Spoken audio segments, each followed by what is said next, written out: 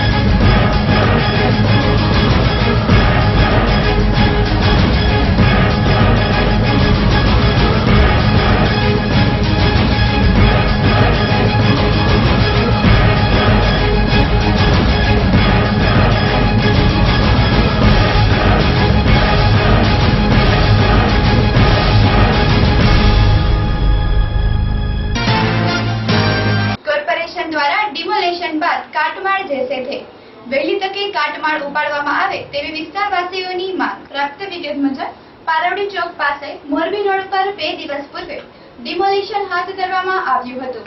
પારવડી ચોક પાસે ટ્રાફિકની સમસ્યા થતા ત્યાં ઓવરબ્રિજ બનાવવાનો નિર્ણય કરવામાં આવ્યો હતો.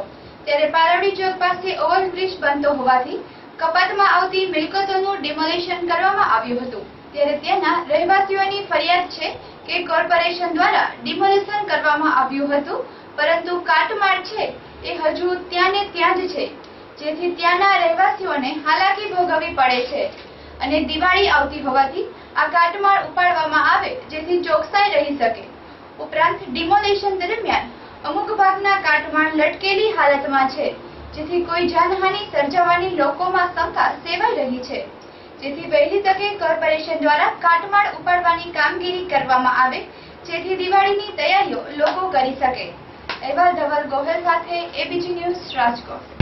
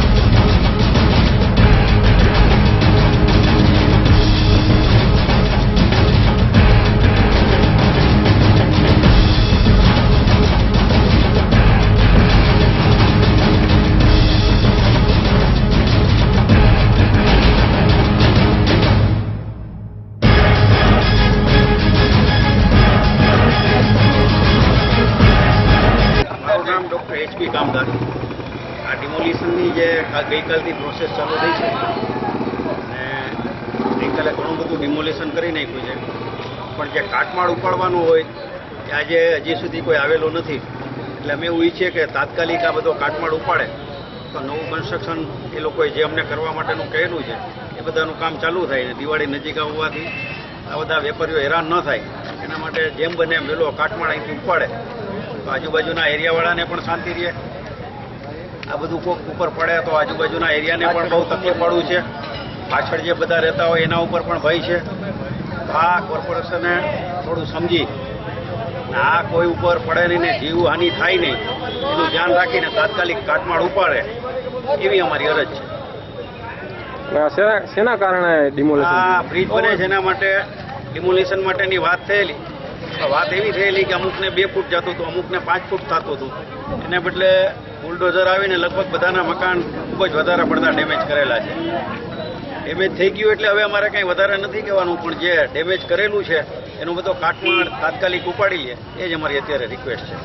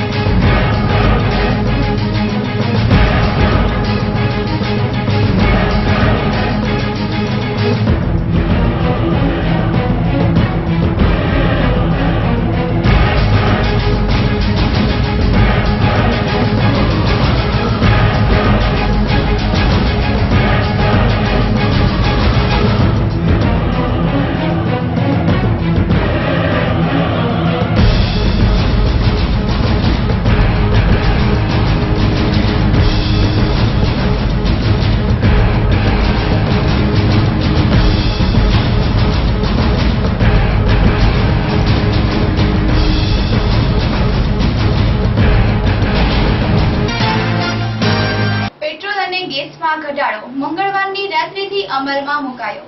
પ્રાપ્ત વિગત મુજબ કેન્દ્ર સરકારે પેટ્રોલના ભાવમાં 65 પૈસાનો ઘટાડો લીટર દીઠ કરવાનો નિર્ણય કર્યો છે, જે મંગળવાર રાત્રિથી અમલમાં મૂકવામાં આવ્યો છે. ત્યારે ગુજરાત રાજ્યમાં પેટ્રોલ સરેરાશ 80 પૈસા સસ્તું થશે. સાથોસાથ સબસિડી વિનાના ગેસના બાટલાની કિંમતમાં પણ 12 રૂપિયાનો ઘટાડવાનો નિર્ણય લેવાયો છે.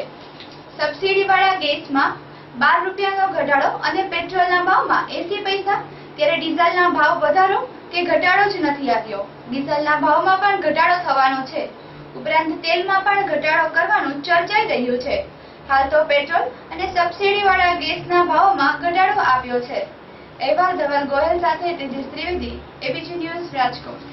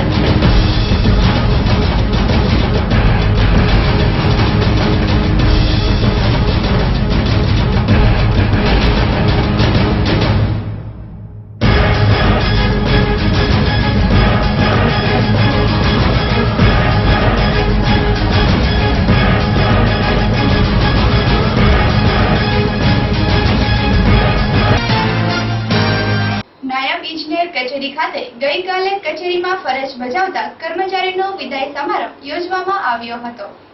પ્રાપ્ત વિગત મુજબ ગઈકાલે નાયબ ઇજનેર કચેરીમાં વર્ક આસિસ્ટન્ટ તરીકે ફરજ બજાવતા દીપક ભટ્ટી નિવૃત્ત થતા સમારંભ તેમની કચેરી ખાતે યોજવામાં આવ્યો હતો. વિદાયમેન આપવામાં આવેલા સમગ્ર કાર્યક્રમ રાજકોટ ઇજનેરી કચેરી ખાતે યોજવામાં આવ્યો હતો. આ તકે કચેરીના કર્મચારી ઉપસ્થિત રહી વિદાય આપી હતી. 34 વર્ષ ફરજ બજાવ્યા બાદ ગઈકાલે નિવૃત્ત થયા હતા. અહેવાલ તેજસ ત્રિવેદી સાથે પિયુષ બખતરિયા, એબીપી ન્યૂઝ, રાજકોટ.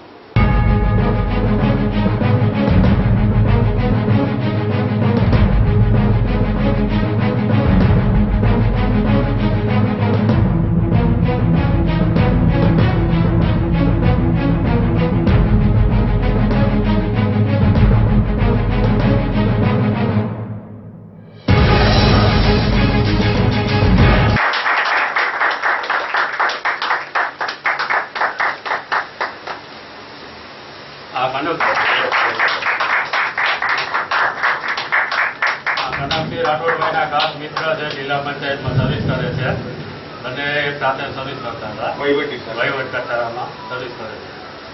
એ આવ્યા એ બદલ ઘણો હું આભાર માનું છું. Thank you.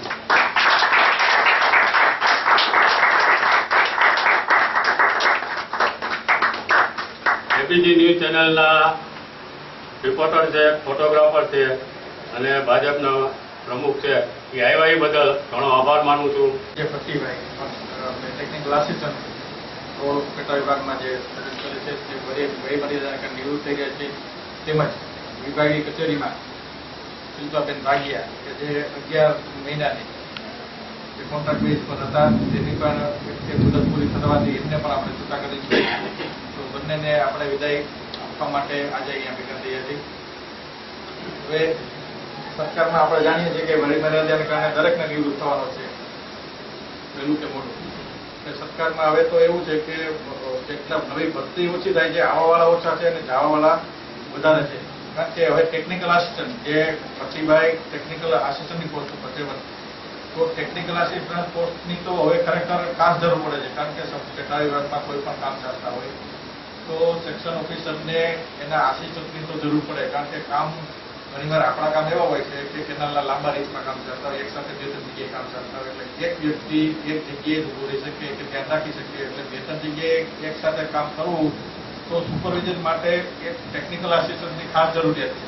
સરકારમાં હવે ટેકનિકલ આસિસ્ટન્ટ નવા ભરતી નથી થતા, પણ જેટલા છે વહી મેનેજર કારણે ઓછા થતા જાય, એટલે એક જે કામની ગુણવત્તા કે કામમાં સુપરવિઝનમાં પ્રોપર ધ્યાન રાખી શકે એવા વ્યક્તિ, જે અનુભવી વ્યક્તિઓની પોસ્ટ હવે પણ ધીમે ધીમે પડતી જાય છે. એમાંના એક ભટ્ટીભાઈ કે જેમની હું અહીંયા 3 વર્ષથી અહીંયા છું અને એમનું કાર્ય જોઉં છું, ક્યારેય એમની ફરિયાદ મને આવી નથી. એમના સબ ડિવિઝનમાંથી ભટ્ટીભાઈ વિશે એમના કોઈ ન્યાયપાલક ઇજનેર કે એમના આસિસ્ટન્ટ ઇજનેરને ફરિયાદ કરી હતી કે ભાઈ ભટ્ટીભાઈનું કામ બરાબર નથી, ધ્યાન નથી રાખતા, એવી કોઈ ફરિયાદ નહીં સાંભળી હતી. એટલે મતલબ કે એમની કામગીરીમાં એમને કોઈ કહેવામાં નથી એવું આપણે જોયું છે. એટલે આવા વ્યક્તિ જે પોતાની સ્વેચ્છાએ પોતાની જવાબદારી સમજીને જે કામ કરતા એવા વ્યક્તિની ખોટ તો ભરવાની જ છે. પરંતુ હવે એ વહી મેનેજર કે નિવૃત્ત થાય એટલે આપણે એ સામે કોઈ કંઈ કરી શકતા નથી, અને ભવિષ્યમાં આ બાબતે એક પછી એકને રિટાયર થશે એટલે ધીમે ધીમે સામે શું છે પૂરતી ભરતી થતી નથી, એટલે કામમાં આ પ્રશ્નો ધીમે ધીમે રહેવાના જ છે. તો વહી મેનેજરને કારણે જે એમને સંનિષ્ઠ ફરજ બજાવેલી છે એ માટે આપણે એને અભિનંદન આપીએ, અને વહી મેનેજર નિવૃત્ત થતા બાકીનું જીવન જે સામાજિક જવાબદારી એમને પણ જે બાકી હોય પૂર્ણ કરે, અને એમનું હેલ્થ સ્વાસ્થ્ય ખૂબ સારું રહે અને બાકીની જિંદગી સુખમય અને સારી રીતે પસાર થાય એવી શુભેચ્છા આપણે આપી.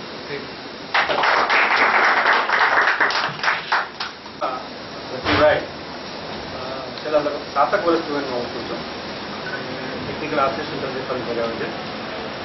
ઘણા બધા કામની અંદર મારી સાથે મારા આસિસ્ટન્ટ તરીકે રહેલ છે. કામની અંદર એ ઘણા સંનિષ્ઠ છે, અને જ્યારે ભટ્ટીભાઈને કોઈ કામ સોંપીએ ને ત્યારે એ કેમ થાય કે ના આપણે ચિંતા ન હોય, ગમે તેમ કરીને કામ પૂરું કરીને આવે. ઘણા લોકો એવા હોય કામ સોંપીએ અને પછી 2 બહાના કાઢે કામ છે તેમને. ભટ્ટીભાઈ મેં ક્યારેય જોયું અને ગમે ત્યારે રજા હોય, આ રજા હોય, બીજો પ્રશ્ન હોય એટલે ભટ્ટીભાઈ આપણે આ કામ કરવાનું છે, ભટ્ટીભાઈ પહોંચી છે.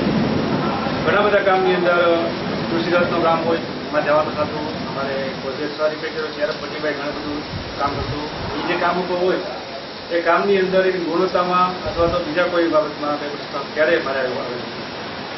એના સિવાય પણ ભટ્ટીભાઈ જે ઓફિસની અંદર જોઈએ તો ઘણા ખંડથી એટલું જ નહીં તો પોતે સામેથી ચાલીને કામ લેવાવાળા કે નજીક છે એમ કે એવું નથી કે એવું કામથી ભાગવાવાળા પણ નથી, સતત પોતે સામેથી જ કામ લાગી જાય છે. એમના વાંધો નહીં હોય બધું છે, પણ આપણે જાણીએ છીએ એક વય મર્યાદા છે, બધાને આપણે બંધન છે. વય મર્યાદાને કારણે વિચાર થવામાં આવે છે કે અમારા સબ્જેક્ટની અંદર 100% એક ખોટ પડશે, પણ આપણે સ્વાભાવિક છે વય મર્યાદાને કારણે વિચાર થતા માણસ હોય તો એને પોતાની પણ અમુક ઈચ્છા હોય, અમુક આકાંક્ષા હોય, અમુક વિચાર હોય કે જે ચાલુ સર્વિસ પૂરા ન કરી શક્યા હોય. આપણે એવી આશા રાખીએ કે રિટાયર થયા પછી ભટ્ટીભાઈને બધી જ ઈચ્છા હોય, જેટલી શોખ હોય એ બધા પૂરા થાય, લાંબુ દીર્ઘાયુ જીવન જીવે અને એકદમ તંદુરસ્ત જીવન જીવે એવું આપણે આમાં સમિતિમાંથી શુભેચ્છા આપું.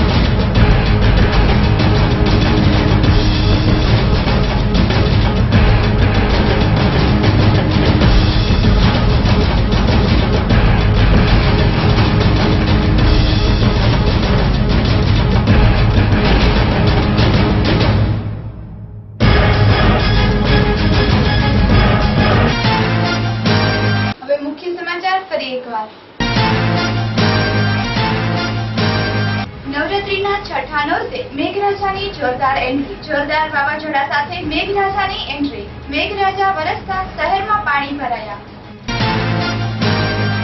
પારેવડી ચોક પાસે ડિમોલેશન બાદ કાટમાળ હજુ ત્યાં છે. ક્યારે કાટમાળ ઉઠાવવામાં આવે એની જોવાતી રાહ.